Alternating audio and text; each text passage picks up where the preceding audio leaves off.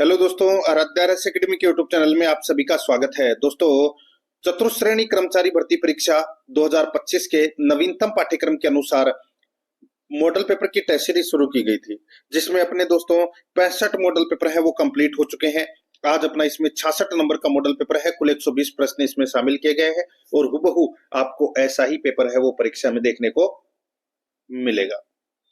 दोस्तों, अगर आपने पिछले 65 मॉडल पेपरों का अगर टेस्ट नहीं दिया है तो आप प्लेलिस्ट में जाइए, वहां पे आपको फोल्डर मिल जाएगा चतुर्थ श्रेणी कर्मचारी मॉडल पेपर के नाम से। वहां फोल्डर बना हुआ है और उसका जो लिंक है वो आपको डिस्क्रिप्शन में मिल जाएगा। तो आप वहां जाकर पिछले मॉडल पेपरों का टेस्ट है वो अवश्य दें और रोजाना परीक्षा तक आपको मेरे साथ में चलना है। पद 53,749 है। पदों की संख्या भरपूर है दोस्तों।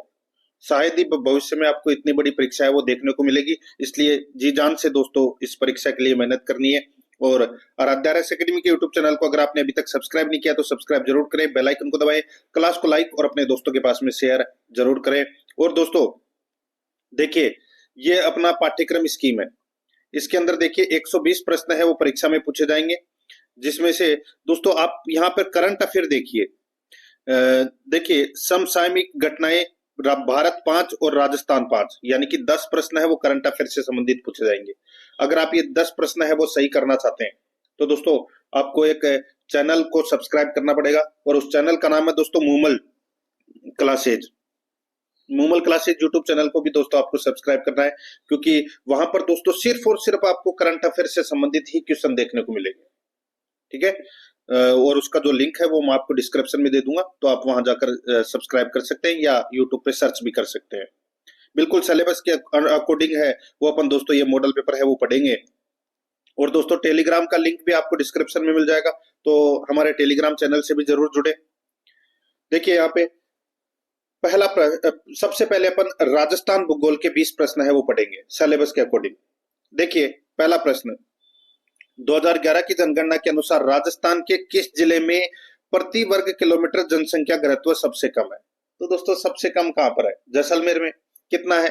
17 व्यक्ति प्रति वर्ग किलोमीटर में ये निवास करते हैं। तो यहाँ पर इसमें राइट आंसर हो जाएगा 2 नंबर का ऑप्शन, बिल्कुल सही। उसके बाद में नंबर आता है दोस्तों बीकानेर का, जिसमें 78 व्यक्ति प्रति वर्ग किलोमीटर में निवास करते हैं। उसके बाद में आता है बाड़मेर का, जिसमें 92 व्यक्ति प्रति वर्ग किलोमीटर में निवास करते हैं। तो यहाँ पर इसका राइट आंसर हो जाएगा 2 नंबर का ऑप्शन सही।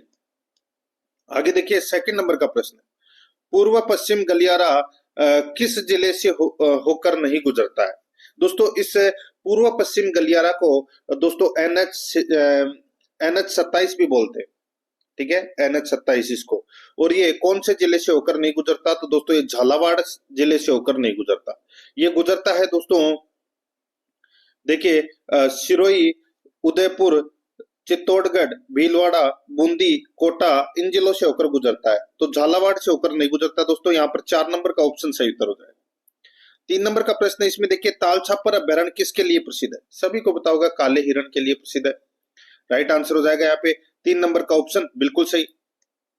4 नंबर का प्रश्न इसमें देखिए, निम्न में से कौन सा राजस्थान में मरुस्थलीकरण का कारण नहीं है? मरुस्थलीकरण का कारण कौन सा नहीं है? तो दोस्तों वो है अतिचारण है, वनोन्मूलन है, जनसंख्या दबाव है। ये तीनों दोस्तों क्या है? मरुस्थलीकरण के कारण है, लेकिन सौर ऊर्जा उत्पादन है ये मरुस्थलीकरण का कारण नहीं है। यहाँ पर 4 नंबर ऑप्शन बिल्कुल सही। 5 नंबर का प्रश्न है, कौन सी नदी जो लूणी नदी की एक सहायक नदी है, जोधपुर शहरी क्षेत्र में बनद से सालावास तक बहती है? बताइए कौन सी नदी की यहाँ पर बात हो रही है? तो देखिए चंबल तो जोधपुर में बहती नहीं है, बनास भी नहीं बहती, बाणगंगा भी नहीं बहती, तो दोस्तों बची क्या? जोजड़ी। तो यहाँ पर इसका राइट आंसर क्या हो जाएगा दोस्तों? जोजड़ी नदी। जोजड़ी नदी का जो उद्गम है वो दोस्तों नागौर के पांडलू गांव से दोस्तों इसका उद्गम है वो होता है। और ये दाईं ओर से मिलने वाली एकमात्र नदी है दोस्तों, लूणी नदी की सहायक नदी है। यहाँ पर है 4 नंबर का ऑप्शन सही। 6 नंबर का प्रश्न है इसमें देखिए, बिंगोद जिला भीलवाड़ा में किन 3 नदियों का संगम स्थित है? बिंगोद जिला भीलवाड़ा में किन 3 नदियों का संगम स्थित है? बताइए। तो दोस्तों बिंगोद भीलवाड़ा में बनास, बेटच, मेनाल, बनास, बेटच, मेनाल का त्रिवेणी संगम है दोस्तों। यहाँ पर 2 नंबर का ऑप्शन सही उत्तर। 7 नंबर का प्रश्न इसमें देखिए, राजस्थान भू क्षेत्र में अरावली पर्वतमाला की लंबाई लगभग कितनी है? देखिए अरावली की जो टोटल लंबाई है, ठीक है, गुजरात से दिल्ली तक, वो है दोस्तों 692 किलोमीटर, और राजस्थान में इसकी लंबाई है 550 किलोमीटर। तो यहाँ पर इसमें राजस्थान के बारे में पूछा गया है, 4 नंबर ऑप्शन सही उत्तर। 8 नंबर का प्रश्न है, राजस्थान के निम्नलिखित में से किस जिले में त्रिकुट पर्वत स्थित है? त्रिकुट पर्वत कहाँ पर स्थित है? तो दोस्तों ये त्रिकुट पर्वत है, ये जैसलमेर में स्थित है दोस्तों। 1 नंबर का ऑप्शन बिल्कुल सही, जैसलमेर में स्थित है। 9 नंबर का प्रश्न इसमें देखिए, महनसर प्रसिद्ध है। महनसर प्रसिद्ध है तो किसके लिए प्रसिद्ध है? तो दोस्तों ये सोने की चित्रकारी के लिए प्रसिद्ध है। सोने की चित्रकारी के लिए प्रसिद्ध है महनसर। यहाँ पर 1 नंबर का ऑप्शन बिल्कुल सही उत्तर हो जाएगा। 10 नंबर का प्रश्न इसमें देखिए, निम्न में से कौन सा जिला सिद्धमुख परियोजना से सिंचाई जल प्राप्त नहीं करता है? निम्न में से कौन सा जिला सिद्धमुख परियोजना से सिंचाई जल प्राप्त नहीं करता है? तो दोस्तों सिंचाई जल प्राप्त है वो देखिए, यहाँ पर मैं आपको बताऊं, हनुमानगढ़ करता है, बीकानेर करता है, चूरू करता है, लेकिन श्री गंगानगर है ये जिला दोस्तों सिद्धमुख नहर परियोजना से सिंचाई जल प्राप्त नहीं करता। तो यहाँ पर इसका सही उत्तर हो जाएगा 2 नंबर ऑप्शन सही। 11 नंबर का प्रश्न है, राज्य आपदा राहत कोष में क्रमशः केंद्र व राज्य सरकार का अंशदान निम्न में से किस अनुपात में रहता है? तो बताइए कौन से अनुपात में रहता है? तो ये 3:1 में 3:1 के अनुपात में रहता है। यहाँ पर 3 नंबर ऑप्शन सही उत्तर हो जाएगा। 12 नंबर का प्रश्न इसमें देखिए, भारत के कुल रेल मार्गों में राजस्थान की कितनी हिस्सेदारी है? भारत के कुल रेल मार्गों में राजस्थान की कितनी हिस्सेदारी है? तो दोस्तों कितनी हिस्सेदारी है? तो 10% की हिस्सेदारी है। यहाँ पर ए नंबर का ऑप्शन बिल्कुल सही उत्तर हो जाएगा, 10% की हिस्सेदारी है। 13 नंबर का प्रश्न इसमें देखिए, 2001 की जनगणना की तुलना में जनगणना 2011 में राजस्थान से संबंधित निम्न में से गलत विकल्प चुनिए। 2001 की जनगणना की तुलना में जनगणना 2011 में राजस्थान से संबंधित निम्न में से गलत विकल्प को क्या करना है? चुनना है। दोस्तों यहाँ पर देखिए, जनसंख्या वृद्धि दर में कमी आई, बिल्कुल सही है।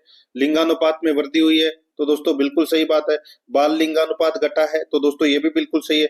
जनसंख्या घनत्व में कोई बदलाव नहीं हुआ, ये गलत हो जाएगा। दोस्तों 2001 के अंदर जो जनसंख्या घनत्व था वो कितना था? वो था दोस्तों 165 व्यक्ति प्रति वर्ग किलोमीटर में निवास करते थे। अब दोस्तों 2011 के अंदर कितना हो गया था? तो दोस्तों ये हो गया था 200 व्यक्ति प्रति वर्ग किलोमीटर में, यानी कि बढ़ा है। बदलाव क्यों नहीं हुआ है? तो यहाँ पर 4 नंबर का ऑप्शन सही उत्तर। आगे देखिए 14 नंबर का प्रश्न है, निम्नलिखित में से कौन सी राजस्थान की अंतरराज्यीय सिंचाई परियोजना नहीं है? यानी कि 2 राज्यों के बीच की परियोजना है, वो कौन सी नहीं है? यहाँ पर देखिए, जाखम परियोजना, दोस्तों ये तो राजस्थान की परियोजना है, प्रतापगढ़ में है ये। भाखड़ा नांगल परियोजना, ये अंतरराज्यीय परियोजना है, ठीक है। जवाई परियोजना, ये जवाई बांध, ये भी दोस्तों राजस्थान की परियोजना है, ठीक है। तो ये अंतरराज्यीय परियोजना नहीं है। व्यास परियोजना, तो ये अंतरराज्यीय परियोजना है, क्योंकि ये 2 या 2 से अधिक राज्यों के बीच में जो परियोजना होती है उसे अंतरराज्यीय परियोजना कहते हैं। तो यहाँ पर इसमें राइट आंसर क्या हो जाएगा? बी और डी इसका बिल्कुल सही उत्तर। बी क्या पूछा है इसमें? नहीं है पूछा है, ठीक है, नहीं है पूछा है। तो इसमें ए और सी इसका राइट आंसर हो जाएगा, ए और सी। जाखम परियोजना और जवाई परियोजना है, ये अंतरराज्यीय सिंचाई परियोजनाएं नहीं है। ए और सी कौन से ऑप्शन में? तो दोस्तों यहाँ पर देखिए 4 नंबर का जो ऑप्शन है वो इसका सही उत्तर हो जाएगा, ए और सी इसमें सही है। 15 नंबर का प्रश्न है इसमें देखिए, ईसरदा बांध परियोजना किन जिलों में निर्मित की गई है? बताइए कहां पर है ये ईसरदा बांध परियोजना? कहां पर है? तो दोस्तों ये टोंक और सवाई माधोपुर में है दोस्तों ये, ठीक है। राइट आंसर हो जाएगा 3 नंबर का ऑप्शन बिल्कुल सही। आगे देखिए 16 नंबर का प्रश्न है, राजस्थान की संस्कृति में ओरण संबंधित है। ओरण किसको बोलते हैं? तो दोस्तों ये देखिए, आपने देखा होगा अभी वर्तमान में विधायक हैं शिव से रविंद्र सिंह भाटी, वो विधानसभा में आए थे, तो ओरण बचाओ एक टी शर्ट के ऊपर लिखा हुआ था उनके। तो ये ओरण है, ये क्या है? ये पर्यावरण संरक्षण की एक परंपरा है। तो यहाँ पर इसमें 2 नंबर का ऑप्शन बिल्कुल सही। 17 नंबर का प्रश्न इसमें देखिए, कौन सा युग्म सही सुमेलित नहीं है? कौन सा युग्म सही सुमेलित नहीं है? यहाँ पर देखिए DAW जलवायु प्रदेश उत्तरी राजस्थान, DPW जलवायु प्रदेश उत्तरी राजस्थान, DAW जलवायु प्रदेश मध्य राजस्थान, CAW जलवायु प्रदेश है दक्षिणी पूर्वी राजस्थान, और यहाँ पर देखिए EAD जलवायु प्रदेश पूर्वी राजस्थान नहीं आएगा दोस्तों, ये पश्चिमी राजस्थान आएगा। दोस्तों यहाँ पर मैं आपको बताऊं, ये थोंटवेट का जलवायु वर्गीकरण है, देख लीजिए ध्यान से। तो यहाँ पर इस प्रश्न का जो राइट आंसर हो जाएगा वो है इसमें एक नंबर का ऑप्शन बिल्कुल सही, ये गलत दे रखा है यहाँ पे। 18 नंबर का प्रश्न है, इसमें देखिए निम्नलिखित में से कौन सी ऊंटगन नदी भी कहलाती है, कौन सी ऊंटगन नदी भी कहलाती है? तो यहाँ पर इसका राइट आंसर हो जाएगा दोस्तों ऊंटगन नदी। इसका जो राइट आंसर हो जाएगा दोस्तों वो है इसमें गंभीर नदी है, ये ऊंटगन नदी भी कहलाती है। यहाँ पर इसमें एक नंबर का ऑप्शन सही। नेक्स्ट 19 नंबर का प्रश्न है, निम्नलिखित नदियों में से कौन अध्यारोपित नदी का उदाहरण है? कौन अध्यारोपित नदी का उदाहरण है? तो दोस्तों यहाँ पर देखिए इसमें जो बनास है ये दोस्तों अध्यारोपित नदी का उदाहरण है दोस्तों ये, ठीक है। यहाँ पर इसमें एक नंबर का ऑप्शन सही उत्तर हो जाएगा बनास। 20 नंबर का प्रश्न है, निम्न में से कौन सा राजस्थान के बांगर प्रदेश का भाग नहीं है? बांगर प्रदेश दोस्तों, बांगर प्रदेश का भाग यहाँ पर देखिए बनास भूमि है, बनास बेसिन ये नहीं है, बाकी गोडवाड़ बेसिन है, शेखावाटी है और गग्गर बेसिन है, ये दोस्तों बांगर प्रदेश के भाग है। तो यहाँ पर इसमें राइट आंसर हो जाएगा एक नंबर ऑप्शन सही। अब दोस्तों अपन भाग 2 के अंदर राजस्थान इतिहास एवं कला संस्कृति से संबंधित 20 प्रश्न है वो सिलेबस के अकॉर्डिंग पढ़ेंगे। दोस्तों देखिए 21 नंबर का प्रश्न है, सूची फर्स्ट को सूची सेकंड से सुमेलित करना है। सूची फर्स्ट में पर्यटन केंद्र है और सूची सेकंड में जिला है। सूची फर्स्ट में पर्यटन केंद्र और सूची सेकंड में जिला। दोस्तों देखिए फूल सागर पर्यटन केंद्र है वो दोस्तों कहां पर है? तो दोस्तों ये है बूंदी में। कहां पर है? बूंदी में है। और गागरोन का किला कहां पर है? तो दोस्तों ये झालावाड़ में है। जगदीश मंदिर कहां है? तो दोस्तों ये उदयपुर में है। और किराड़ू मंदिर कहां है? तो ये बाड़मेर में है। तो यहाँ पर इस प्रश्न का जो राइट आंसर हो जाएगा वो हो जाएगा दोस्तों इसमें 3 4 2 1। 3 4 2 1 कौन से ऑप्शन में है? तो यहाँ पर देखिए इसमें 3 नंबर का जो ऑप्शन है वो इसका बिल्कुल सही उत्तर हो जाएगा 3 4 2 1। आगे देखिए 22 नंबर का प्रश्न है, लोक नृत्य वालर राजस्थान के किस समुदाय से संबंधित है? बताइए ये वालर नृत्य किसका है? तो दोस्तों कौन सी जनजाति का है? तो ये दोस्तों ग्रासीय जनजाति का ये नृत्य है, ठीक है। एक नंबर का जो ऑप्शन है वो इसका बिल्कुल सही उत्तर हो जाएगा ग्रासीय जनजाति का। 23 नंबर का प्रश्न है, लांगुरिया नृत्य किस मेले का मुख्य आकर्षण है? सभी को पता होगा केला देवी माता की आराधना में ये किया जाता है। राइट आंसर हो जाएगा केला देवी माता मेला में। 3 नंबर का ऑप्शन बिल्कुल सही। नेक्स्ट आगे देखिए, मानचरित्र रासों के रचयिता कौन है? बताइए कौन है? राइट आंसर हो जाएगा वो है कवि नरोत्तम। कवि नरोत्तम मानचरित मानस के रचयिता है। 25 नंबर का प्रश्न है, लोक देवता बाबा रामदेव जी का पिता का नाम क्या था? सभी को पता होगा अजमाल जी। यहाँ पर इसमें राइट आंसर 2 नंबर का ऑप्शन सही उत्तर। रामदेव जी का जन्म कहाँ हुआ था? उंडू काश्मीर में, बाड़मेर में हुआ था। 26 नंबर का प्रश्न है, राजस्थान के एकीकरण से पूर्व राजस्थान में कितनी रियासतें और ठिकाने थे? तो दोस्तों कितनी रियासतें? तो 19 रियासतें और 3 ठिकाने थे। यहाँ पर 3 नंबर का जो ऑप्शन है वो इसका सही उत्तर हो जाएगा 19 रियासतें और 3 ठिकाने। 27 नंबर का प्रश्न है, कन्हैयालाल मित्तल, मांगीलाल भव्य एवं मकबूल आलम किस राज्य प्रजामंडल से संबंध थे? तो दोस्तों इसका राइट आंसर हो जाएगा झालावाड़ राज्य प्रजामंडल से ये संबंधित थे। एक नंबर का ऑप्शन बिल्कुल सही। दोस्तों ये झालावाड़ राज्य प्रजामंडल है, इसकी जो स्थापना हुई थी 25 नवंबर 1946 को हुई थी, ये भी आपको याद रखना। एक नंबर का ऑप्शन बिल्कुल सही। 28 नंबर का प्रश्न है, इसमें देखिए किसान आंदोलन के दौरान राव पृथ्वी सिंह की मृत्यु के बाद सरकार द्वारा निम्नांकित में से बिजोलिया का प्रशासक नियुक्त किया गया था। किसान आंदोलन के दौरान राव पृथ्वी सिंह की मृत्यु के बाद सरकार द्वारा निम्नांकित में से बिजोलिया का प्रशासक नियुक्त किया गया था। किसे? देखिए पृथ्वी सिंह की मृत्यु हो गई थी, उसके बाद में दोस्तों अमर सिंह राणावत को बिजोलिया का प्रशासक है वो नियुक्त किया गया था। 3 नंबर ऑप्शन बिल्कुल सही, अमर सिंह राणावत। 29 नंबर का प्रश्न है, कोकिल देव ने आमेर को कछवाहा राजवंश कब बनाया? बताइए दोस्तों कछवाहा राजवंश की स्थापना कब की थी कोकिल देव ने? तो इस प्रश्न का जो राइट आंसर हो जाएगा वो है इसमें, बताइए। तो ये की थी दोस्तों 1207 ईस्वी में। यहाँ पर 2 नंबर का ऑप्शन बिल्कुल सही, 1207 ईस्वी में। 30 नंबर का प्रश्न है, इसमें देखिए सांझी के रूप में किस देवी की पूजा की जाती है? सांझी के रूप में किस देवी की पूजा की जाती है? तो इसका सही उत्तर हो जाएगा वो है पार्वती की पूजा है वो की जाती है दोस्तों। राइट आंसर 1 नंबर ऑप्शन हो जाएगा। 31 नंबर का प्रश्न है, इसमें देखिए किस अवधि में जोधपुर राज्य का शासन खालसा रहा? किस अवधि में जोधपुर राज्य का शासन है वो खालसा रहा? इसका राइट आंसर हो जाएगा वो है 1581 से 1583 ईस्वी में जोधपुर राज्य का शासन है वो खालसा रहा। 4 नंबर का ऑप्शन बिल्कुल सही। 32 नंबर का प्रश्न है, इसमें देखिए मेवाड़ी भाषा में योग सूत्र, भगवत गीता एवं सांख्य कारिका ग्रंथों की रचना किसने की? मेवाड़ी भाषा में योग सूत्र, भगवत गीता एवं सांख्य कारिका ग्रंथों की रचना किसने की?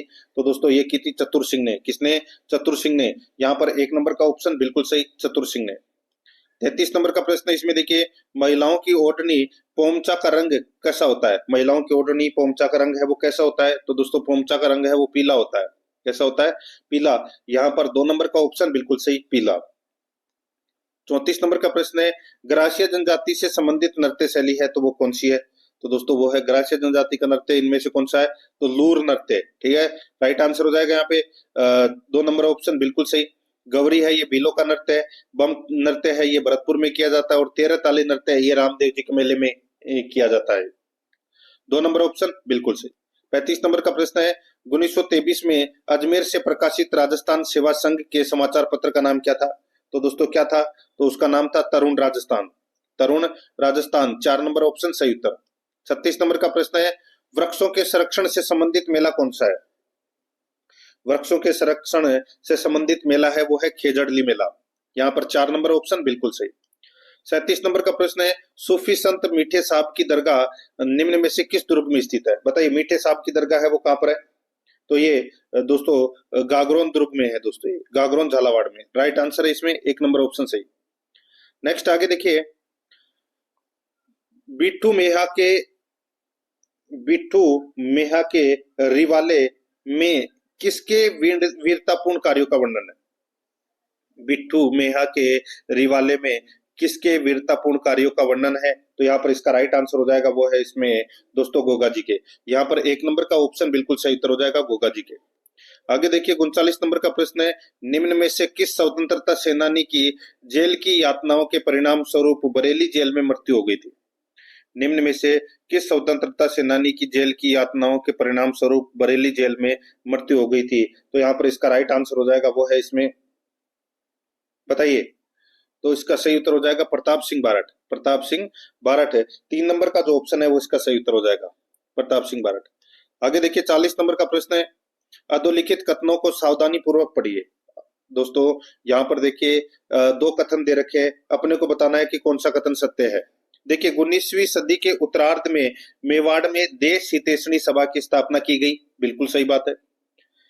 सभा का मुख्य उद्देश्य समाज सुधार था, ये भी बिल्कुल सही है। तो यहाँ पर दोनों के दोनों कथन है वो सही है, अपने को सही कोट का चयन करना था। राइट आंसर हो जाएगा इसमें 2 नंबर ऑप्शन बिल्कुल सही, दोनों कथन सत्य है। अब दोस्तों यहाँ पे अपन भाग 3 में भारतीय संविधान से संबंधित 5 प्रश्न है वो पढ़ेंगे सिलेबस के अकॉर्डिंग। दोस्तों यहाँ पर देखिए 41 नंबर का प्रश्न है, राज्य के मुख्य सूचना आयुक्त की नियुक्ति कौन करता है? राज्य के मुख्य सूचना आयुक्त की नियुक्ति कौन करता है? इसका जो राइट आंसर हो जाएगा दोस्तों, बताइए कौन करता है? तो मुख्य सूचना आयुक्त की नियुक्ति है वो दोस्तों राज्यपाल करता है। यहाँ पर 3 नंबर ऑप्शन बिल्कुल सही। आगे देखिए, निम्नलिखित में से कौन सा भारतीय नागरिक का मौलिक कर्तव्य नहीं है? बताइए कौन सा भारतीय नागरिक का मौलिक कर्तव्य नहीं है? देखिए भारत की संप्रभुता, एकता और अखंडता को बनाए रखना और उनकी रक्षा करना ये मौलिक कर्तव्य है। सार्वजनिक चुनाव में मतदान करना ये भारतीय नागरिक का मौलिक कर्तव्य है वो नहीं है। ठीक है, मौलिक कर्तव्य नहीं है दोस्तों ये। आगे देखिए, अपनी समग्र संस्कृति की समृद्ध विरासत को महत्व देना और संरक्षित करना बिल्कुल सही है। सार्वजनिक संपत्ति की रक्षा करना और हिंसा का त्याग करना बिल्कुल सही है। तो दोस्तों ये मौलिक कर्तव्य 1, 3 और 4 मौलिक कर्तव्य है, दूसरा मौलिक कर्तव्य नहीं है दोस्तों। यहाँ पर इसमें 2 नंबर का ऑप्शन राइट आंसर हो जाएगा। 43 नंबर का प्रश्न है, इसमें देखिए निम्न में से किन किन स्थानों पर केंद्रीय कारागार स्थित है? किन किन स्थानों पर केंद्रीय कारागार स्थित है? तो दोस्तों यहाँ पर देखिए उदयपुर, कोटा, जयपुर, गंगानगर। उदयपुर, कोटा, जयपुर, गंगानगर, इन स्थानों पर दोस्तों केंद्रीय कारागार है वो स्थित है। राइट आंसर हो जाएगा यहाँ पर 1, 2, 3, 4। तो यहाँ पर इसका राइट आंसर हो जाएगा 4 नंबर ऑप्शन बिल्कुल सही। 44 नंबर का प्रश्न है, भारतीय संविधान के निम्नलिखित में से किस अनुच्छेद में उल्लेख है कि राज्य राष्ट्रों के बीच राज्य राष्ट्रों के बीच न्यायपूर्ण और सम्मानजनक संबंध बनाए रखेगा। बताइए कौन से अनुच्छेद के तहत यह बात की गई है? तो ये दोस्तों बात कही गई है अनुच्छेद 51 के तहत। तो यहाँ पर इसमें 3 नंबर ऑप्शन बिल्कुल सही। आगे देखिए, इसमें 45 नंबर का प्रश्न है, राजस्थान सिविल सेवा अपीलीय अधिकरण की जयपुर पीठ के क्षेत्राधिकार में आने वाले संभागों के सही समूह को पहचानिए। तो दोस्तों सही समूह को क्या करना है? पहचानना है। तो दोस्तों देखिए, इसमें राजस्थान सिविल सेवा अपीलीय अधिकरण की जयपुर पीठ के क्षेत्राधिकार में आने वाले संभागों का सही समूह हो जाएगा दोस्तों इसमें जयपुर, अजमेर, भरतपुर, कोटा। जयपुर, अजमेर, भरतपुर, कोटा। 4 नंबर का ऑप्शन बिल्कुल सही उत्तर हो जाएगा। आगे देखिए, अब अपन दोस्तों राजस्थान पॉलिटी से संबंधित 5 प्रश्न है वो पढ़ेंगे सिलेबस के अकॉर्डिंग। यहाँ पर आप देख सकते हैं दोस्तों, देखिए संविधान के किस अनुच्छेद के तहत राज्यपाल किसी विधेयक को राष्ट्रपति के विचारार्थ सुरक्षित रख सकता है? तो कौन से अनुच्छेद के तहत? तो दोस्तों अनुच्छेद 200 के तहत ऐसा कर सकता है। 2 नंबर का ऑप्शन बिल्कुल सही।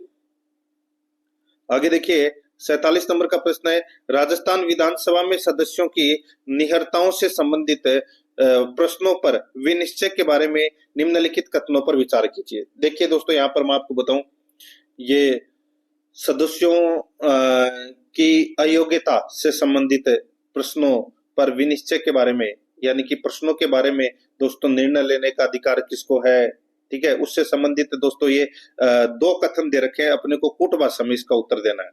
देखिए बहुत ही अच्छा प्रश्न है। ऐसा प्रश्न आपने नहीं पढ़ा होगा तो दोस्तों ध्यान से देखिए थोड़ा सा।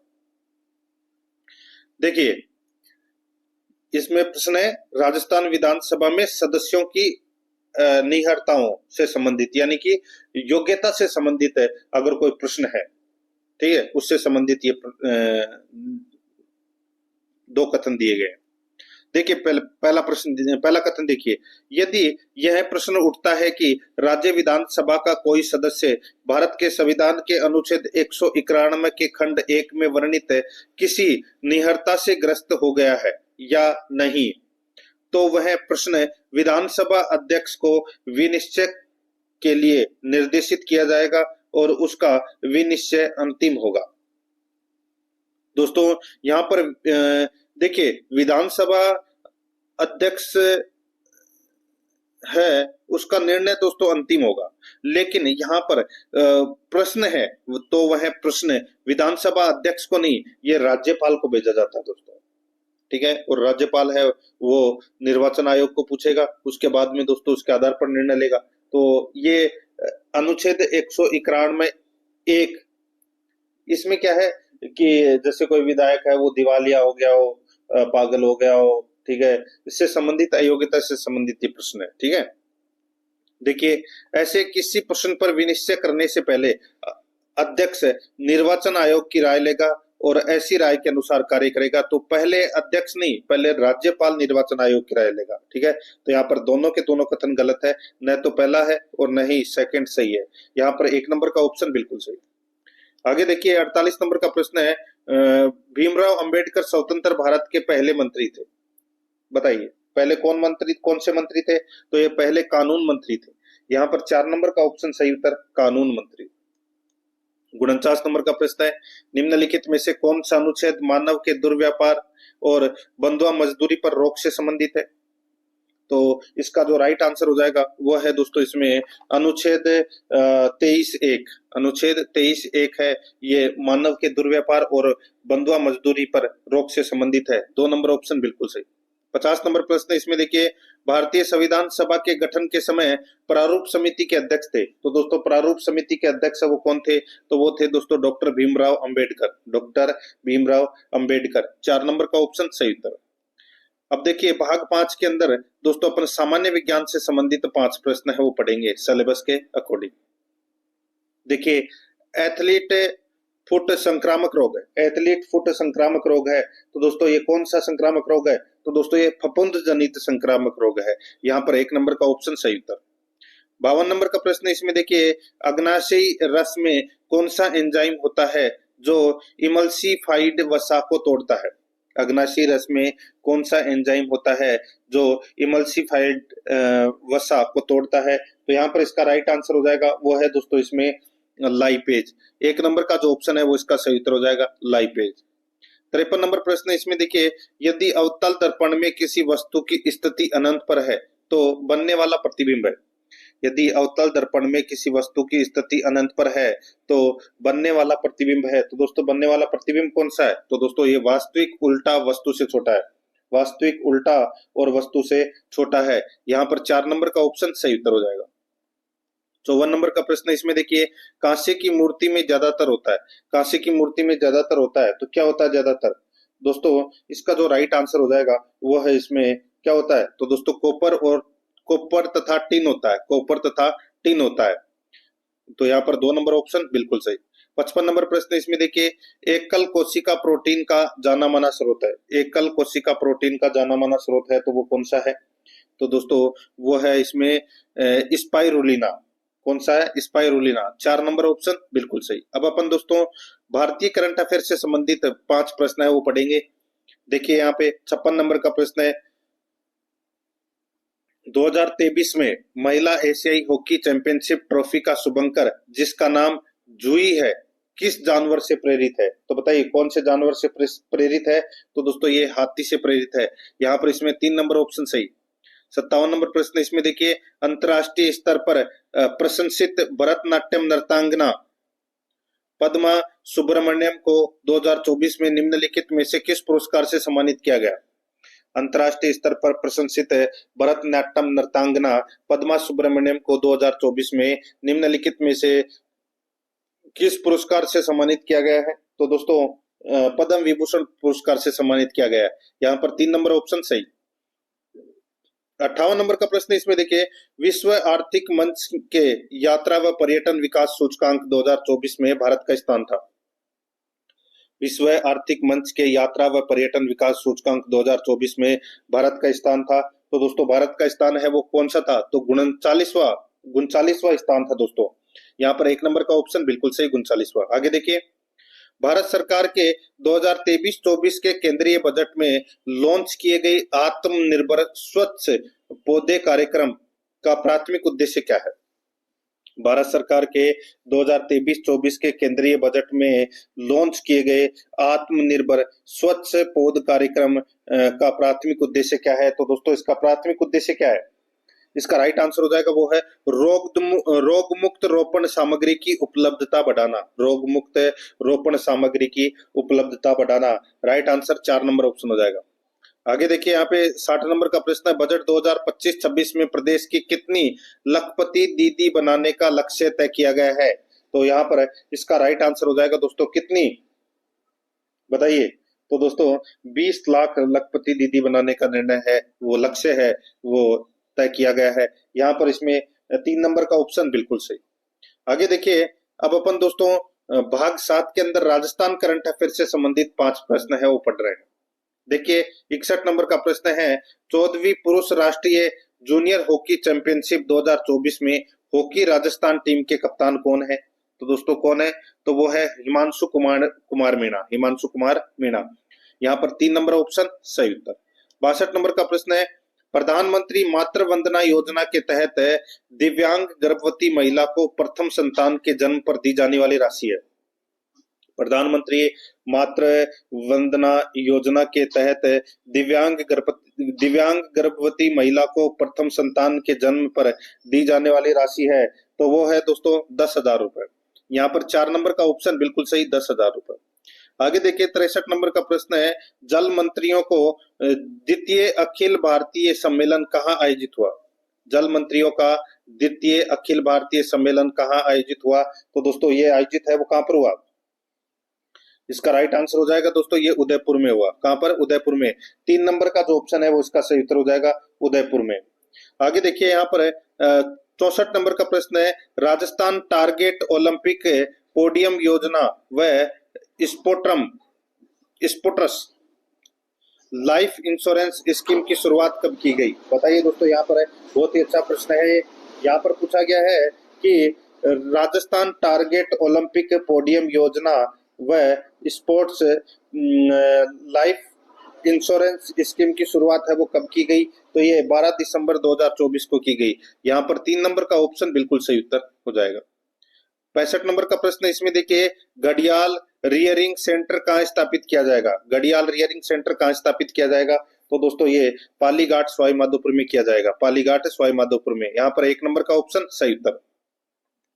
अब दोस्तों यहाँ पर देखिए भाग 8 के अंदर कंप्यूटर से संबंधित अपन 5 प्रश्न है वो पढ़ेंगे सिलेबस के अकॉर्डिंग। देखिए यहाँ पे 66 नंबर का प्रश्न है, इनमें से कौन सी ग्राफिकल यूजर इंटरफेस की विशेषता है, इनमें से कौन सी ग्राफिकल यूजर इंटरफेस की विशेषता है। तो दोस्तों यहाँ पर देखिए इसमें ग्राफिकल यूजर इंटरफेस, तो दोस्तों यानी कि GUI, GUI, ठीक है। तो दोस्तों वो है इसमें आइकन और विंडो, आइकन और विंडो। तो यहाँ पर 2 नंबर ऑप्शन सही। आगे देखिए पावर पॉइंट प्रेजेंटेशन में टेक्स्ट फॉर्मेट का पावर पॉइंट प्रेजेंटेशन में टेक्स्ट फॉर्मेट करने का मान्य तरीका कौन सा नहीं है, बताइए कौन सा नहीं है। तो दोस्तों देखिए कर्निंग प्रतिबंधित करना, फॉन्ट स्टाइल लागू करना, पैराग्राफ स्टाइल लागू करना, यहाँ पर टेक्स्ट बॉक्स जोड़ना, ये दोस्तों टेक्स्ट फॉर्मेट का मान्य तरीका नहीं है पावर पॉइंट प्रेजेंटेशन में। तो यहाँ पर इसमें राइट आंसर हो जाएगा 3 नंबर ऑप्शन सही। आगे देखिए निम्नलिखित में से कौन सा इनपुट डिवाइस नहीं है, बताइए इनपुट डिवाइस कौन सा नहीं है, तो प्लॉटर, प्लॉटर है वो दोस्तों इनपुट डिवाइस नहीं है, बाकी तीनों इनपुट डिवाइस है। आगे देखिए यहाँ पे 69 नंबर का प्रश्न है, MS वर्ड 2001 में प्रिंट प्रीव्यू विकल्प में जाने के लिए निम्नलिखित में से किस अनुक्रम का प्रयोग किया जाता है, बताइए कौन से अनुक्रम का प्रयोग किया जाता है। इसका राइट आंसर हो जाएगा office button print print view, office button print print view. यहाँ पर 3 नंबर का जो ऑप्शन है वो इसका सही उत्तर हो जाएगा। 70 नंबर का प्रश्न इसमें देखिए, होम पेज किसी वेबसाइट का पेज होता है, होम पेज किसी वेबसाइट का पेज होता है, तो दोस्तों ये पहला पेज होता है। राइट आंसर हो जाएगा 1 नंबर ऑप्शन बिल्कुल सही।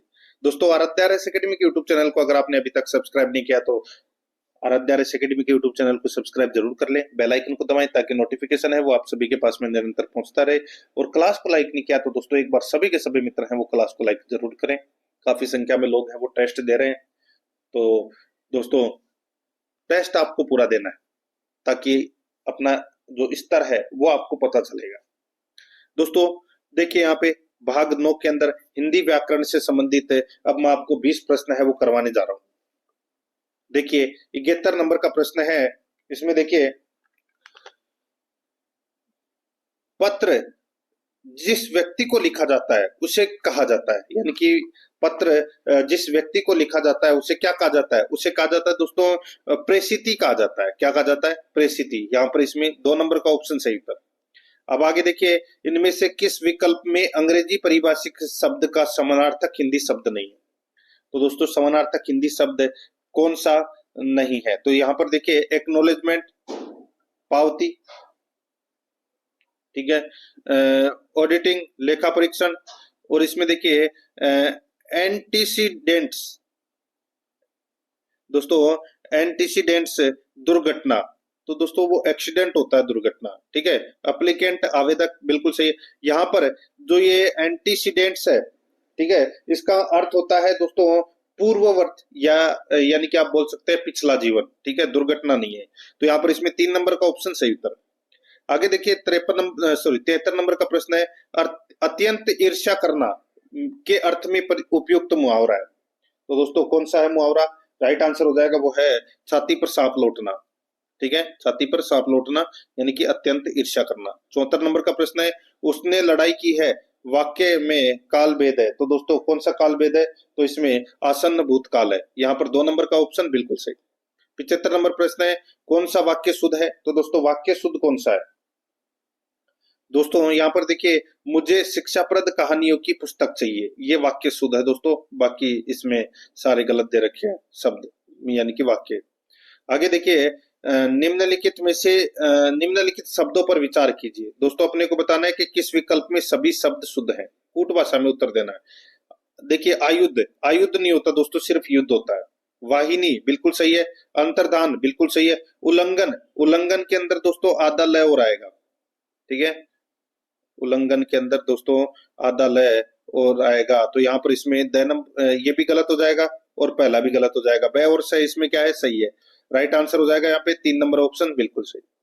आगे देखिए 77 नंबर का प्रश्न है, होता किसे कहते हैं, बताइए होता किसे कहते हैं? तो दोस्तों ये यज्ञ में आहुति देने वाले को होता कहते हैं। यहाँ पर 3 नंबर ऑप्शन सही। 78 नंबर का प्रश्न है, निषिद्ध शब्द का विलोम क्या हो जाएगा? निषिद्ध शब्द का विलोम हो जाएगा दोस्तों विहित। क्या होता है? विहित। 3 नंबर ऑप्शन सही। 79 नंबर का प्रश्न है, इसमें देखिए स्तुत्य का विलोम क्या होगा? स्तुत्य का विलोम है वो क्या हो जाएगा? तो दोस्तों इसका विलोम हो जाएगा हे। क्या हो जाएगा? हे। 3 नंबर ऑप्शन बिल्कुल सही। 80 नंबर प्रश्न है, किस समूह के सभी शब्द सही पर्यायवाची है? किस समूह के सभी शब्द सही पर्यायवाची है? इसका राइट आंसर हो जाएगा वो है दोस्तों इसमें कौन सा? माधव, केशव, पीताम्बर। दोस्तों ये माधव, केशव और पीताम्बर है, ये तीनों शब्द दोस्तों कृष्ण के भी पर्यायवाची हैं और विष्णु के भी पर्यायवाची हैं। ठीक है, तो यहाँ पर इसमें राइट आंसर हो जाएगा 1 नंबर का ऑप्शन बिल्कुल सही। आगे देखिए 81 नंबर प्रश्न है, निम्न में से असंगत युग्म का चयन कीजिए। दोस्तों असंगत युग्म का क्या करना है? चयन करना है। इसमें असंगत युग्म हो जाएगा दोस्तों बादल, पीपी हरी। ये पीपी हरी है, ये दोस्तों चिड़िया यानी कि पक्षी का दोस्तों ये पर्यायवाची शब्द है। तो यहाँ पर ये इसमें गलत दे रखे हैं बादल के, और बाकी इसमें सबके सही दे रखे हैं। तो यहाँ पर 3 नंबर ऑप्शन सही। 82 नंबर का प्रश्न है, इसमें देखिए इनमें से किस शब्द में उपसर्ग और प्रत्यय दोनों प्रयुक्त हुए हैं? तो दोस्तों उपसर्ग और प्रत्यय दोनों प्रयुक्त हुए हैं तो दोस्तों स्वच्छता के अंदर दोस्तों सु प्लस अच्छ प्लस ता। तो यहाँ पर दोस्तों यहाँ पर इसमें सु उपसर्ग है और ता इसमें क्या है? प्रत्यय है। तो यहाँ पर इसका राइट आंसर हो जाएगा 1 नंबर ऑप्शन बिल्कुल सही। आगे देखिए किस शब्द में उपसर्ग और प्रत्यय दोनों का प्रयोग हुआ है? तो दोस्तों यहाँ पर इसका राइट आंसर क्या हो जाएगा? देखिए निष्कासित, निस क्या हो जाएगा इसमें दोस्तों? इसमें प्रत्यय हो जाएगा, और दोस्तों इत है वो क्या है इसमें? सॉरी, निस उपसर्ग है और इत प्रत्यय है दोस्तों इसमें। राइट आंसर हो जाएगा यहाँ पे 3 नंबर ऑप्शन सही। 84 नंबर का प्रश्न इसमें देखिए इनमें से किस शब्द का संधि विच्छेद सही नहीं है? बताइए कौन से शब्द का संधि विच्छेद सही नहीं है? तो दोस्तों यहाँ पर आप देख सकते हैं निरीक्षण, नहीं है प्लस शिक्षण, ये दोस्तों इसमें गलत हो जाएगा। और देखिए यहाँ पे वृद्ध, वयोवृद्ध, वय प्लस वृद्ध, अंत तो गत्वा, अंततः प्लस गत्वा, पुनरुक्ति, पुनः प्लस उक्ति। तो यहाँ पर इसमें 1 नंबर का ऑप्शन राइट आंसर हो जाएगा। आज का होमवर्क है दोस्तों, आपको कमेंट में बताना है कि ये निरीक्षण का सही संधि विच्छेद क्या होगा और इसमें कौन सी संधि है। देखते हैं कितने लोग हैं वो इसका आंसर दे पाते हैं।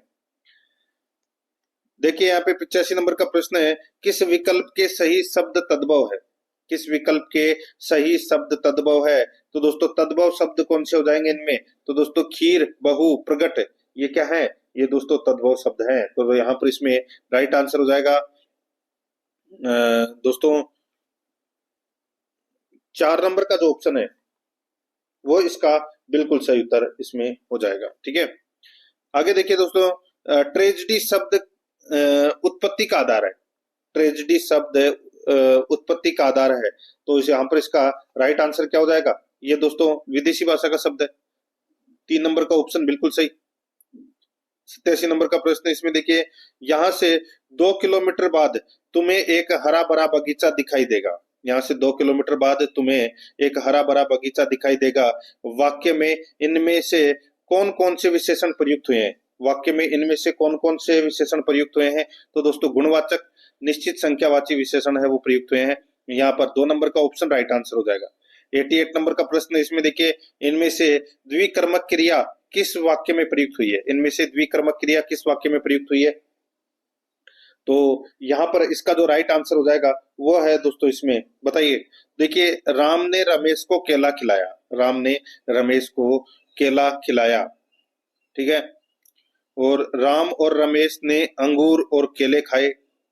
ठीक है, तो यहाँ पर इसका जो राइट आंसर हो जाएगा दोस्तों वो है इसमें राम ने रमेश को केला खिलाया। इसमें दोस्तों द्विकर्मक क्रिया है। यहाँ पर इसमें 3 नंबर ऑप्शन बिल्कुल सही। आगे देखिए 89 नंबर का प्रश्न है, किस वाक्य में संबंधवाचक सर्वनाम है? संबंधवाचक सर्वनाम दोस्तों किसमें है? देखिए तेते पांव पसारिए जेती लंबी सोर। ठीक है, तो यहाँ पे संबंध बचा रहा है, यानी कि जितने पांव पसारने चाहिए जितनी लंबी सोर हो। तो यहाँ पर इसका राइट आंसर 4 नंबर ऑप्शन हो जाएगा। आगे देखिए इनमें सर्वनाम से बनी भाववाचक संज्ञा कौन सी है? सर्वनाम से बनी भाववाचक संज्ञा कौन सी है? तो यहाँ पर देखिए ममता। तो मम क्या है दोस्तों? इसमें मम है वो दोस्तों सर्वनाम है। ठीक है, और इसी इसकी भाववाचक संज्ञा बनेगी तो ममता हो जाएगी। तो यहाँ पर इसमें 2 नंबर ऑप्शन सही।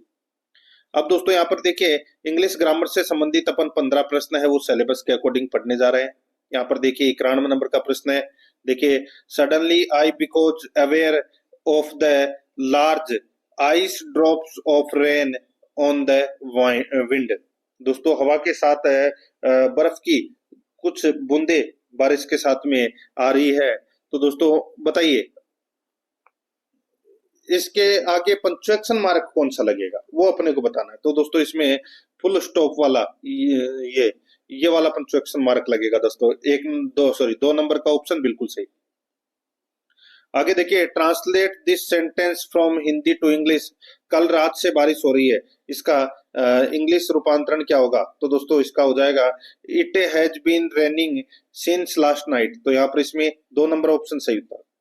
आगे देखिए fill in the blank with the most appropriate preposition choosing from the options given below। preposition भरना है दोस्तों खालिस्तान में। देखिए some people eat their food their fingers। तो क्या हो जाएगा राइट आंसर? तो दोस्तों इसमें हो जाएगा throat their fingers हो जाएगा दोस्तों इसमें। यहाँ पर इसमें 3 नंबर का ऑप्शन बिल्कुल सही। आगे देखिए यहाँ पे 94 नंबर का प्रश्न है, इसमें भी प्रीपोजिशन बनना है। देखिए the rule is applicable everyone. दोस्तों इसका राइट आंसर यानी कि रूल है वो सभी के लिए लागू होते हैं। तो यहाँ पर इसका राइट आंसर हो जाएगा वो है इसमें दोस्तों टू एवरीवन आएगा दोस्तों इसमें। यहाँ पर है 1 नंबर का जो ऑप्शन है वो सही उत्तर हो जाएगा। आगे देखिए choose the correct article to complete the sentence. Article अपने को बनना है। यहाँ पर देखिए प्रियंका इज होनेस्ट गर्ल। तो क्या आएगा?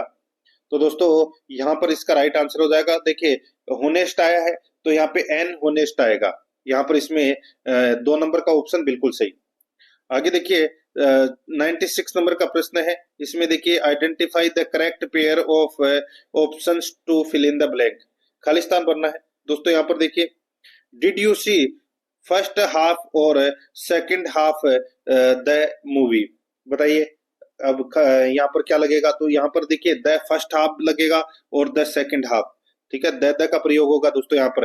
एक नंबर का ऑप्शन बिल्कुल सही। आगे देखिए choose the correctly spelled word, यानी कि कौन सी स्पेलिंग है वो दोस्तों इसमें बिल्कुल सही है। तो दोस्तों यहाँ पर देखिए इनफ्लेमेटरी, ये दोस्तों यहाँ पर दूसरे नंबर की जो स्पेलिंग है वो बिल्कुल शुद्ध है। यहाँ पे 2 नंबर ऑप्शन बिल्कुल सही। 98 नंबर का प्रश्न है pick out the correct sentence from those given below. दोस्तों अपने को करेक्ट सेंटेंस बताना है कि कौन सा करेक्ट सेंटेंस है। तो इसमें हो जाएगा Chennai was the roast affected by the floods. तो यहाँ पर 2 नंबर का ऑप्शन बिल्कुल सही। 99 नंबर का प्रश्न है, इसमें देखिए change the assertive sentence to exclamatory. Change the assertive sentence to exclamatory. इसमें देखिए Narendra had a very powerful construction of mind. बताइए Narendra had a very powerful concentration of mind. तो बताइए दोस्तों इसका राइट आंसर क्या हो जाएगा? तो दोस्तों इसका सही उत्तर हो जाएगा यहाँ पर है देखिए what a powerful concentration of mind Narendra had. तो यहाँ पर इसमें राइट आंसर हो जाएगा 3 नंबर ऑप्शन से। आगे देखिए choose the correct option indirect form. यहाँ पर देखिए he said we will discuss this tomorrow. बताइए तो यहाँ पर इसका राइट आंसर हो जाएगा दोस्तों वो है he said that they would discuss that the next day। Tomorrow का नेक्स्ट डे हो जाएगा और वाक्य जोड़ने के लिए दोस्तों यहाँ पर दैट का प्रयोग होगा। राइट आंसर हो जाएगा 1 नंबर ऑप्शन सही। आगे देखिए so help me heaven he cried I will never steel again. Choose the correct indirect speech of the above sentence. बताइए क्या हो जाएगा राइट आंसर? ये हो जाएगा दोस्तों he called upon heaven to witness his resolve never to steal again. तो यहाँ पर इसमें राइट आंसर हो जाएगा 2 नंबर ऑप्शन सही। आगे देखिए यहाँ पर transformation of sentence, active passive. इसमें देखिए why do you tell a lie, why do you tell a lie, तो यहाँ पर इसका राइट आंसर हो जाएगा वो है इसमें दोस्तों why is a lie told by you, why is a lie told by you, 3 number का ऑप्शन बिल्कुल सही।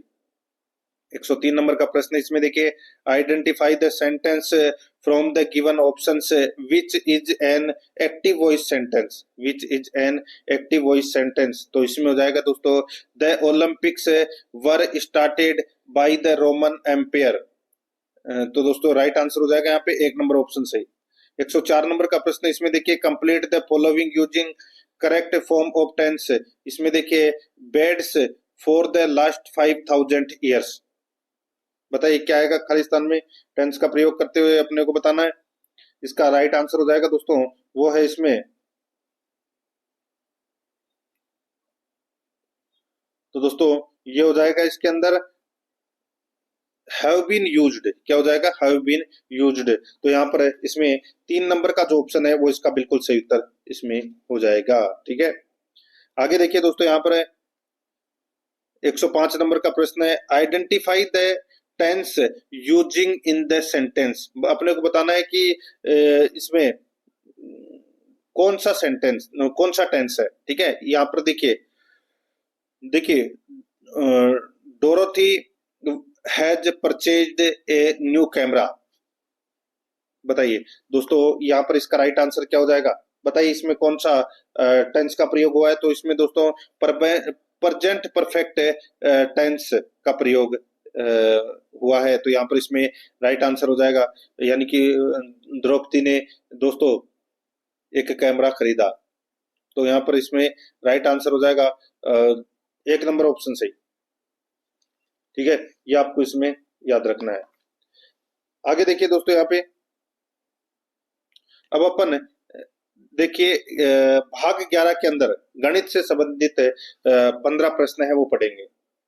यहाँ पर देखिए 106 नंबर का प्रश्न है अमन ने 40,000 रुपए लगाकर एक व्यापार प्रारंभ किया, 6 माह बाद किशन 60,000 रुपए लगाकर उसमें शामिल हो गया, उसके 3 माह बाद बाबू 50,000 रुपए लगाकर साझेदार हो गया, वर्ष के अंत में दोनों का लाभ का अनुपात क्या होगा, भाई 2 वर्ष के बाद इनके लाभों का अनुपात क्या होगा, सीधा सा हो जाएगा दोस्तों यहाँ पे ये 40,000 है, इसने तो लगाए हैं दोस्तों 24 महीने के लिए यानी कि 2 साल के लिए, तो ये 40,000 इंटू 24 कर लीजिए अनुपात, फिर 6 माह बाद किशन इसमें शामिल हो गया कितने रुपए लगाकर, तो दोस्तों 60,000 रुपए लगाकर शामिल हो गया, तो 60,000 इंटू आपको क्या करना है भाई 6 माह बाद शामिल हुआ है तो 24 में से यानी कि 2 साल में से आप 6 महीने घटा दो तो कितने बचेंगे 18 महीने।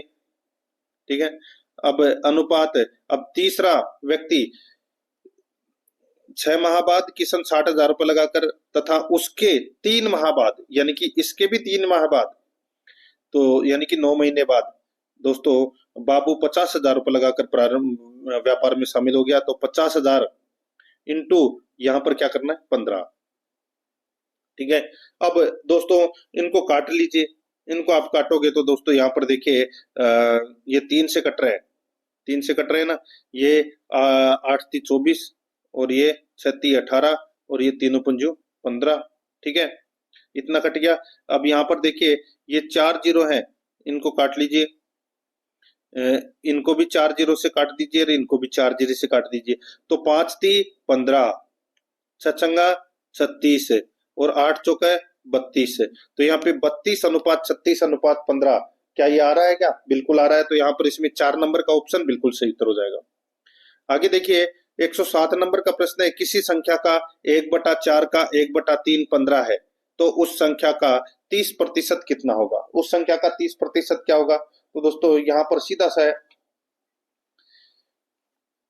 तो अपने को वो संख्या निकालनी है। सबसे पहले तो संख्या निकालेंगे तो दोस्तों इसको अपन ऐसे लिख सकते हैं x x x ऐसे लिखता हूं x इंटू 1/4 इंटू 1/3 बराबर दोस्तों कितना है 15 है, तो अब मैं इसको ऐसे लिख सकता हूं कि x बराबर दोस्तों 15 इंटू 4 इंटू 3/1 इंटू 1, ठीक है, बिल्कुल लिख सकता हूं। तो ये अपना क्या आ जाएगा, इसमें मूल सब मतलब मूल संख्या आ जाएगी। तो वो कितनी आ जाएगी, तो यहाँ पर देखिए 4×3 = 12, 12 × 15 कितने होते हैं, तो दोस्तों 180। तो ये मूल संख्या यहाँ पे 180 आ गई। अब 180 का दोस्तों 180 का अपने क्या करेंगे, 30% निकालेंगे तो कितना आ जाएगा, तो दोस्तों 18×3 = 54, यानी कि 54 रुपये आ जाएगा। यहाँ पर इसमें 4 नंबर ऑप्शन सही। आगे देखिए 108 नंबर का प्रश्न है, यदि A/B बराबर 7/9 तथा B/C 3/5, तो ABC का अनुपात क्या होगा। तो यहाँ पर A, ये B और ये C, इसका अनुपात कितना दे रखा है, 7/9, और इसका कितना दे रखा है दोस्तों, 3/5। ठीक है, अनुपात निकालना है। तो 7×3 = 21, 9×3 = 27 और 9×5 = 45। बस कट रहे हैं क्या, 3 से बिल्कुल कट रहे हैं। तो दोस्तों देखिए ये 7 से कटा, ये 9 से कटा और ये 15 से कटा, तो यहाँ पर 15 बार कटा। ठीक है, 3 3 से कट रहे हैं ये सारे। तो 7, 9 और 15 कौन से ऑप्शन में, यहाँ पर देखिए 2 नंबर का ऑप्शन इसका बिल्कुल सही उत्तर हो जाएगा। आगे देखिए 109 नंबर का प्रश्न है, किसी धन का 10% वार्षिक दर से 2 वर्ष का चक्रवृद्धि ब्याज 420 रुपए है। इस धन पर इसी दर से 3 वर्ष का सरल ब्याज क्या होगा। भाई किसी धन का 10% की दर से 2 वर्ष का चक्रवृद्धि ब्याज 420 रुपए है, तो सीधा सा है दोस्तों, 400 रुपए है वो 1 साल का हो जाएगा। अगर आप डायरेक्ट निकालना चाहते हैं तो निकाल सकते हैं। माना कि मूलधन अपने पास में 100 रुपए है, तो 2 वर्ष का चक्रवृद्धि ब्याज कितना होगा, तो दोस्तों सीधा सा हो जाएगा यहाँ पे 100 इंटू 110/100 इंटू 110/100 बराबर कितना आ जाएगा। ठीक है, माइनस फिर इसमें करना है 100, -100 करना है, तो अपना क्या आ जाएगा, ब्याज आ जाएगा। तो दोस्तों अब आप इसको काटोगे तो 21 आ जाएगा दोस्तों। ठीक है, यानी कि एक वर्ष का तो आ जाएगा 10 रुपए और दूसरे वर्ष का 11 रुपए आ जाएगा, क्योंकि पहले वर्ष का ब्याज उसमें जुड़ जाएगा। तो यहाँ पर अपने को निकालना है, वास्तविक मूलधन निकालना है। तो दोस्तों 420/21 इंटू 100 कर लीजिए, तो दोस्तों अपने पास में मूलधन निकल कर आ जाएगा। तो यहाँ पर इसका राइट आंसर हो जाएगा दोस्तों 2000। ठीक है, सॉरी, इसमें आ जाएगा वास्तविक अपना मूलधन आ जाएगा दोस्तों इसमें कितना, 2000। ठीक है, यानी कि 200 रुपए तो 1 साल का ब्याज हो गया, और फिर 220 रुपए है वो दूसरे साल का ब्याज हो गया। तो अब इसमें जोड़ लीजिए। अब तीन तीन तीसरे साल का निकालना है, तो दोस्तों सीधा सा है, यहाँ पर 2000 इंटू 10/100 इंटू 3 कर लीजिए, तो यहाँ पर 600 रुपए आ जाएगा। तो यहाँ पर इसका सरल ब्याज निकालना है। ठीक है, तीसरे साल का, तो यहाँ पर इसमें 600 रुपए इसका सही उत्तर हो जाएगा। 3 नंबर का ऑप्शन बिल्कुल सही। आगे देखिए दोस्तों, यहाँ पे ये 3 साल का है, मतलब साधारण ब्याज है ये साधारण ब्याज पूछा गया है 3 साल का। तो 3 साल का साधारण ब्याज कितना हो जाएगा, 600, यानी कि 1 साल का 200 रुपए। ठीक है, और ये 420 यहाँ पर दे रखा है, ये चक्रवर्ती ब्याज दे रखा है 2 साल का। अपने को यहाँ पे साधारण ब्याज का पूछा गया है। 110 नंबर प्रश्न है, यदि साधारण ब्याज की एक विशेष दर पर कोई धन 6 वर्षों में दुगना हो जाए तो कितने वर्षों में 4 गुना होगा। 6 वर्षों में दुगना हो जाए तो कितने वर्षों में 4 गुना होगा। तो यहाँ पर इसका सही उत्तर क्या हो जाएगा, वो है देखिए, माना मूलधन 100 रुपए है, तो 6 वर्षों में कितना हो गया दोस्तों, दुगना हो गया। ठीक है, 6 वर्षों में दुगना हो गया। तो दोस्तों 6 वर्षों का ब्याज है वो कितना हो गया, 6 वर्षों का ब्याज है वो दोस्तों 100 रुपए हो गया। ठीक है, दुगना हो गया। तो माना मूलधन है वो अपने पास में 100 रुपए है। ठीक है, कोई धन है वो अपने पास में 100 रुपए है, तो वो 6 वर्षों में दुगना हो गया, तो 100 रुपए तो इसमें क्या हो गया, ब्याज हो गया। तो वह कितने वर्षों में 4 गुना हो जाएगा, तो कितने वर्षों में 4 गुना हो जाएगा, तो दोस्तों सीधा सा हो जाएगा, यहाँ पे 36 18, भाई 12 वर्ष में ये कितना हो जाएगा, 200 रुपए ब्याज हो जाएगा। 13 वर्ष में, सॉरी 18 वर्ष में ये 300 ब्याज हो जाएगा। 100 रुपए अपने पास पहले थे ही, तो टोटल 18 वर्ष में 4 गुना हो जाएगा। यहाँ पर 4 नंबर ऑप्शन सही। आगे देखिए, किसी चुनाव में एक उम्मीदवार डाले गए कुल मतों का 35% मत प्राप्त करके दूसरे उम्मीदवार से 15,000 मतों से हार गया। जीतने वाले उम्मीदवार को कुल कितने मत मिले। अब देखिए यहाँ पे सीधा सा 35% मत प्राप्त करने पर करके दूसरे उम्मीदवार से 15,000 मतों से हार गया। तो दोस्तों अगर इसको 35% वोट मिले तो सामने वाले व्यक्ति को कितने मिले? 65%। ठीक है। और दोस्तों अब इन दोनों में अंतर कितने का हो गया? तो इन दोनों में अंतर हो गया दोस्तों कितने का? तो 15 और 15 30, 30% का अंतर हो गया दोस्तों इसमें। और 30% बराबर कितना है? 15,000। ठीक है। तो दोस्तों 30% बराबर 15,000 है। तो दोस्तों 100% कितना होगा? तो 100% कितना होगा? तो दोस्तों सीधा सा मैं आपको बताऊं, यहाँ पे क्या पूछा गया है? जीतने वाले उम्मीदवार को कुल कितने मत मिले? तो जीतने वाले उम्मीदवार का अपने को बताना है, अपने को टोटल मत नहीं बताने। निकाल सकते हो आप, वैसे निकालना चाहो तो 65% निकालना है। तो इसको अपन लिखेंगे 15,000, 15,000 बटे 30 इंटू 65। बस कुछ भी नहीं करना, काट लीजिए इसको। तो इसको काटोगे तो दोस्तों कितना आ जाएगा? ये आ जाएगा 32,500। कितना आ जाएगा? 32,500। यहाँ पर एक नंबर का ऑप्शन बिल्कुल सही। 112 नंबर का प्रश्न, इसमें देखिए, दो वस्तुओं का विक्रय मूल्य समान है। यदि एक वस्तु को बेचने पर 20% लाभ तथा दूसरी को बेचने पर 20% की हानि हो रही हो तो संपूर्ण व्यापार में लाभ या हानि प्रतिशत ज्ञात कीजिए। तो 20 का 20% कितना होता है? 4। 4% हानि होगी दोस्तों। 2 नंबर का ऑप्शन सही। आगे देखिए, रामलाल अपने सामान पर क्रय मूल्य से 30% अधिक अंकित करता है तथा अंकित मूल्य पर 10% की छूट देता है, तो उसका लाभ या हानि प्रतिशत ज्ञात करो। यानी कि रामलाल अपने सामान पर क्रय मूल्य से 30% अधिक अंकित करता है, यानी कि 100 रुपए की चीज है, उसके ऊपर वो 130 रुपए लिख देता है। अब वो अंकित मूल्य पर 10% की छूट देता है, तो 130 रुपए की कोई चीज है, उसके ऊपर 10% की छूट देगा, यानी कि 13 रुपए की छूट देगा। ठीक है। तो उसे भी दोस्तों अभी भी 17% का लाभ हो रहा है। तो यहाँ पर इसमें 3 नंबर का ऑप्शन सही उत्तर। आगे देखिए, 114 नंबर का प्रश्न है, यदि A B C D E तथा एफ 6 क्रमागत विषम संख्याएं हो तो इनका औसत क्या होगा? तो दोस्तों इनका औसत हो जाएगा दोस्तों A+5। क्या होगा? A+5। तो यहाँ पर इसमें राइट आंसर हो जाएगा 3 नंबर ऑप्शन से। आगे देखिए, सोनी और टोनी की औसत आयु 28 वर्ष है, यानी कि 28 इंटू 2 कर लीजिए, कितना हो जाएगा? 56। यदि मोनी की आयु भी शामिल कर ली जाए तो तीनों की आयु 26 वर्ष रह जाती है, औसत आयु। ठीक है। तो यहाँ पे 26 इंटू 3 कर लीजिए, तो कितना होता है? 26 इंटू दोस्तों 3 आप करोगे तो कितना हो जाएगा? 25 75 78। ठीक है। 56 में से 78 गए तो कितने बचे? 22। तो यहाँ पर इसका राइट आंसर हो जाएगा 22 वर्ष। 3 नंबर ऑप्शन सही। 116 नंबर प्रश्न है, 3 लड़कियां वर्ताकार ट्रैक पर एक ही बिंदु पर या एक ही बिंदु से दौड़ना शुरू करती है और प्रत्येक क्रमशः 24 सेकंड, 36 सेकंड और 48 सेकंड में एक चक्र पूरा करती है, तो वह कितने समय बाद किसी बिंदु पर मिलेगी? तो यहाँ पर इनका दोस्तों एलसीएम निकाल लीजिए। ठीक है। इनका एलसीएम आ जाएगा 144। ये अपना इसमें राइट आंसर हो जाएगा 144 सेकंड। तो 144 सेकंड का मतलब क्या होता है? 2 मिनट 24 सेकंड। तो यहाँ पर इसमें 2 नंबर का ऑप्शन बिल्कुल सही। आगे देखिए, 117 नंबर प्रश्न है, ए और बी एक समय में क्रमशः 40 किलोमीटर प्रति घंटा और 50 किलोमीटर प्रति घंटा की गति से चलना प्रारंभ करती है।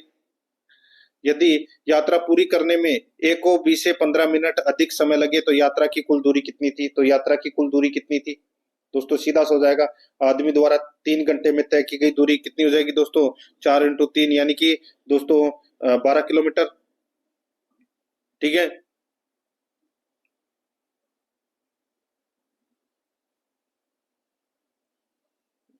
नहीं नहीं नहीं नहीं नहीं नहीं नहीं, 40 किलोमीटर प्रति घंटा और 50 किलोमीटर प्रति घंटे की गति से चलना आरंभ करते हैं। ठीक है। यदि यात्रा पूरी करने में ए को बी से 15 मिनट अधिक समय लगे तो यात्रा की कुल दूरी कितनी है? यात्रा की कुल दूरी है वो कितनी है, वो अपने को बताना है।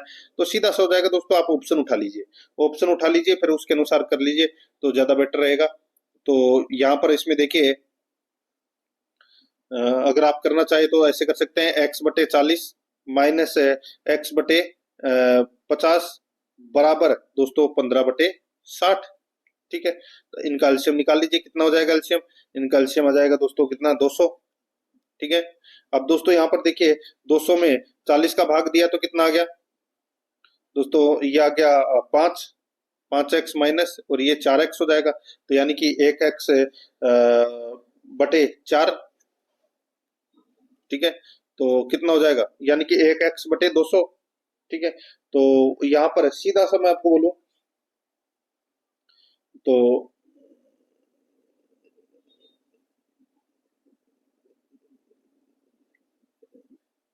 देखिए 15 चौके 60, ये कट गया ना इधर, 1/4 ये हो गया, तो यहाँ पर बराबर में 1/4 लिखना है। तो यहाँ पर दोस्तों क्या हो जाएगा, 200 में 4 का भाग दोगे तो कितना आ जाएगा, 50 किलोमीटर। तो यही अपना सही उत्तर हो जाएगा, 3 नंबर ऑप्शन सही। आगे देखिए, एक आदमी 4 किलोमीटर प्रति घंटा की गति से 3 घंटे चलता है, तो यहाँ पे 4 × 3 कर लीजिए दोस्तों, कितना हो जाएगा 12। और समान दूरी पर वापस 16 किलोमीटर प्रति घंटा की दौड़ कर आता है। ठीक है, तो वापस है वो समान दूरी पर, तो दौड़ कर आता है, दौड़ने में उसके द्वारा लिया गया समय ज्ञात कीजिए। ठीक है, तो यानी कि 12/16 बराबर क्या हो जाएगा दोस्तों, 3/4 घंटा। ठीक है, अब 3/4 को दोस्तों अपन क्या करेंगे, 60 से मल्टीप्लाई कर देंगे, कितना आ जाएगा 45 मिनट। तो यहाँ पर इसमें 1 नंबर ऑप्शन सही उत्तर। आगे देखिए, 4 पुरुष और 6 महिलाएं 8 दिन में एक कार्य को पूर्ण करते हैं, जबकि 3 पुरुष 7 महिलाएं इसे 10 दिन में पूर्ण करते हैं। 10 महिलाएं एक साथ काम करेगी करके दोस्तों इसको पूर्ण करेगी। तो दोस्तों बताइए, डायरेक्ट बता देता हूँ, 40 दिनों में पूरा करेगी दोस्तों। यहाँ पर इसमें 3 नंबर ऑप्शन बिल्कुल सही। आगे देखिए, यहाँ पे 120 नंबर प्रश्न है, निम्न पाई आरेख पर आधारित है, एक यानी कि जो एक परिवार के विभिन्न क्षेत्रों में व्यय को दर्शाता है। सी क्षेत्र का केंद्रीय कोण बराबर है, सी क्षेत्र का केंद्रीय कोण कितना है, यहाँ पे 5 डिग्री है, तो यहाँ पे 5/100 इंटू 360, बस काट लीजिए इसको, इनको काटोगे तो 18 डिग्री आ जाएगा। यहाँ पर 2 नंबर का ऑप्शन बिल्कुल सही। तो दोस्तों इसी के साथ मैंने आपको ये मॉडल पेपर नंबर 66 है वो कंप्लीट करवा दिया है। प्रश्न आपको कैसे लगे कमेंट में जरूर बताएं, और आराध्या आर्यस एकेडमी के यूट्यूब चैनल को सब्सक्राइब जरूर करें, बेल आइकन को दबाएं, क्लास को लाइक और अपने दोस्तों के पास में शेयर जरूर करें। मिलते हैं दोस्तों नेक्स्ट क्लास में। जय हिंद, जय भारत।